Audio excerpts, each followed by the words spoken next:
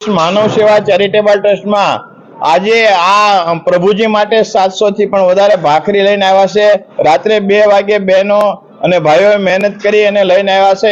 આ કઈ નાની વાત ન કહેવાય કે 700 ભાખરી કરવા માટે બધું વ્યવસ્થા કરવી, લોટ લાવવો, બાંધવો અને તાવડીમાં બનાવવું। તો ખૂબ ખૂબ બધાને ધન્યવાદ, ખૂબ ખૂબ નમસ્કાર, ધન્યવાદ। આવજો, આવતા રહેજો। ભગવાન સૌનું ભલું કરે। નમસ્કાર।